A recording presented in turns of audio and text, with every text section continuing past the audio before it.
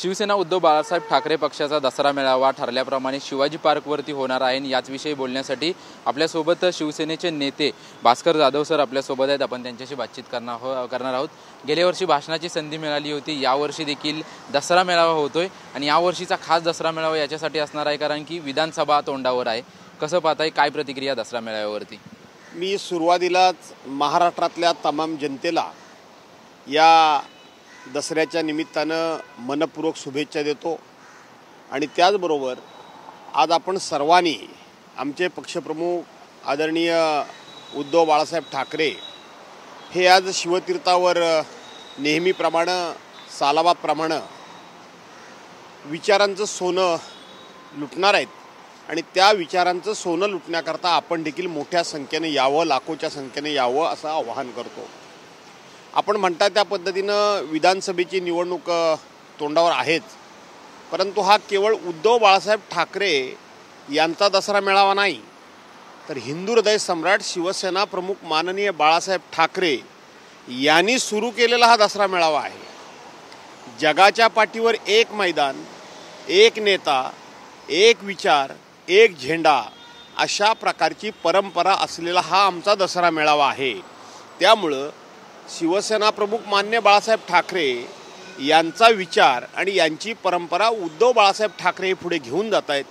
त्यामुळं हा मेळावा हा जगाचं आकर्षण ठरणार आहे। दुसरीकडे अनेक दसरा मेळावा आहेत, परंतु संध्याकाळी मुंबईमध्ये आझाद मैदानावरती शिंदे गटाचा देखील दसरा मेळावा होणार आहे। त्यांच्याकडून देखील मोठी बॅनरबाजी केली जाते, त्यांच्याकडून देखील एक विचार एक मैदान असं देखील म्हटलं जाते, त्यांच्याकडून मोठमोठे बॅनर लावले जातात। उद्धव ठाकरेंवरती टीका केली जाते, हिंदुत्वावरती टीका केली जाते। विशेषतः टीका करणाऱ्यांना लाजा वाटल्या पाहिजेत। मी इतकं कधी कठोर बोलत नाही, पण आज बोलतो। दसऱ्याच्या दिवशी खरं तर मी सर्वांना शुभेच्छा दिलेल्याच आहेत। लाजा वाटल्या पाहिजेत।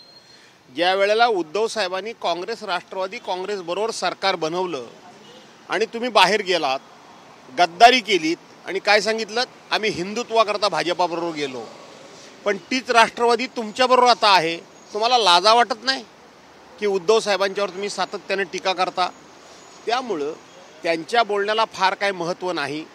इकडं शिवपार्कावर हे खुद्दार आहेत आणि बाकी मैदानावर कुठल्या तुम्ही जे म्हणता तिकडे गद्दार आहेत आणि म्हणून जनता खुद्दार विरुद्ध गद्दार अशा पद्धतीची ही विधानसभेची लढाई उद्या जनता लढेल याचा मला विश्वास आहे। विधानसभेच्या दृष्टीने दसरा मेळावा विशेषतः महत्त्वाचा आहे। जेव्हा शिवसेना प्रमुख ज्यावेळेस मार्गदर्शन करायचे तेव्हा कुठला तरी विचार पुढे घेऊन शिवसैनिक सर्व शिवाजी पार्कमधून जायचे। आज पक्षप्रमुख सर्व शिवसैनिकांना संबोधित करणार आहेत, विधानसभा असणार आहे।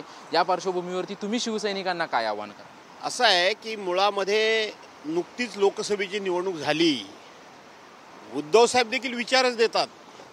ज्या वेळेला भारतीय जनता पार्टीच्या शीर्षस्थ नेत्यांनी देशाच्या पंतप्रधानांनी सांगितलं इस बार 400 पार, त्यावेळेला देशामध्ये एकच आवाज घुमला, तो म्हणजे या सह्याद्रीच्या सुपुत्राचा उद्धव बाळासाहेब ठाकरेंचा। इस बार 400 पार नाही, इस बार तडीपार हा सुद्धा एक विचारच आहे। त्याच पद्धतीनं येणाऱ्या विधानसभेच्या निवडणुकीच्या निमित्तानं 100% उद्धव साहेब महाराष्ट्राच्या अस्मितेला साथ घालतील। या महाराष्ट्राला ह्या दिल्ली पुढे झुकायचं नाही, लाचार व्हायचं नाही। डॉक्टर बाबासाहेब आंबेडकरांची घटना बदलण्याचं पाप ह्यांच्या मनामध्ये आजही दडलेलं आहे, ते होऊ द्यायचं नाही। त्याचबरोबर हा महाराष्ट्र लुटण्याचं काम आणि गुजरातच्या पायावर त्या ठिकाणी लोटांगण घालण्याचं काम हे महाराष्ट्राला कदापि मान्य होणार नाही आणि म्हणून महाराष्ट्रा जागा हो।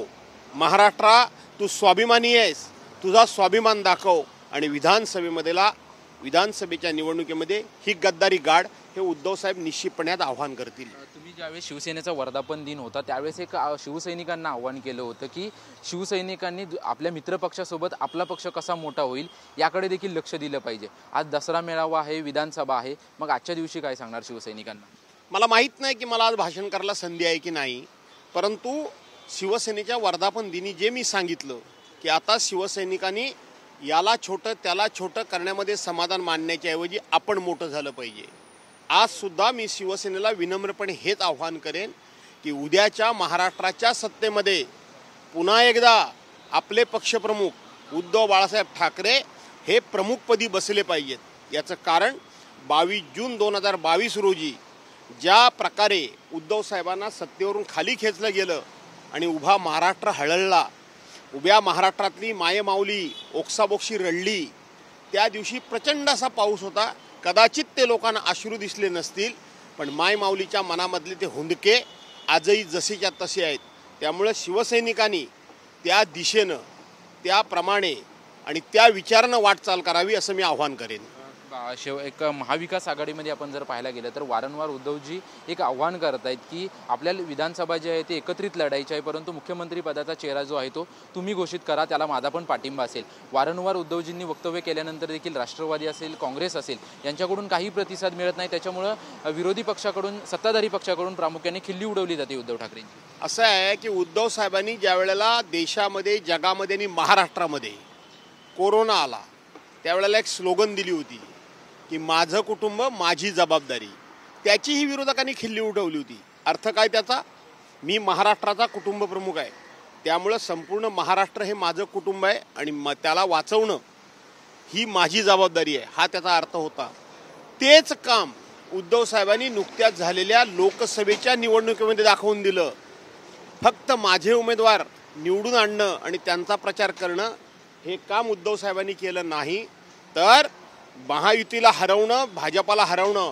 आणि म्हणून महाराष्ट्रामध्ये काँग्रेसचे किती उमेदवार उभे राहिले ते किती निवडून येत आहेत, राष्ट्रवादीचे किती उभे राहिले ते किती निवडून येत आहेत, माझे किती उभे राहिले आणि ते किती निवडून येत आहेत, यापेक्षा महाविकास आघाडीचे उमेदवार निवडून आणणं याच्याकरता म्हणून उद्धव साहेबांनी घेतलेले परिश्रम, पायाला भिंगरी लावून त्यांनी अख्खा महाराष्ट्र पादाक्रांत केला आणि प्रत्येक ठिकाणी पोहोचण्याचं काम केलं. हे जरी कोणाच्या लक्षात नसलं तरी महाराष्ट्राच्या लक्षात आहे.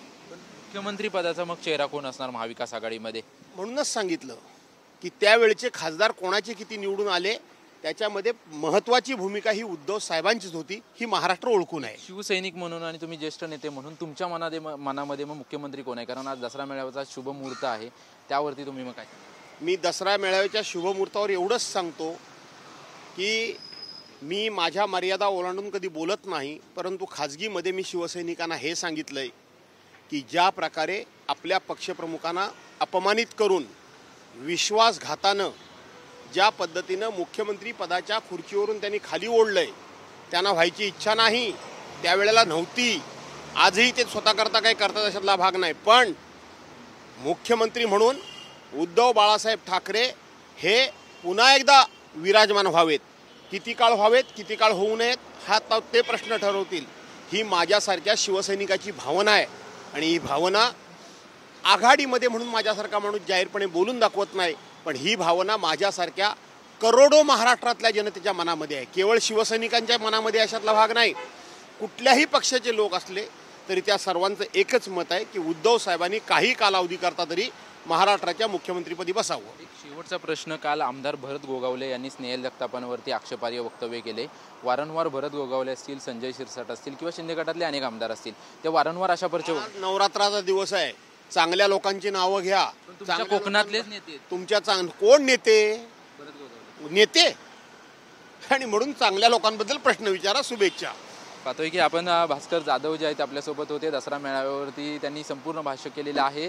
माझ्या मनात देखील आणि शिवसैनिकांच्या, संपूर्ण महाराष्ट्र वासियांच्या मनात, करोडो लोकांच्या मनात जे आहे ते उद्धवजी पुन्हा एकदा मुख्यमंत्री व्हावेत, त्यांना पुन्हा एकदा मुख्यमंत्री पदाच्या खुर्चीवरती आम्ही विराजमान करणार आहोत, अशी प्रतिक्रिया जी आहे ते भास्कर जाधव यांनी दिलेली आहे. कॅमेरामन प्रेम म्हात्रे सह निवृत्ती बाबर, TV9 मराठी, मुंबई.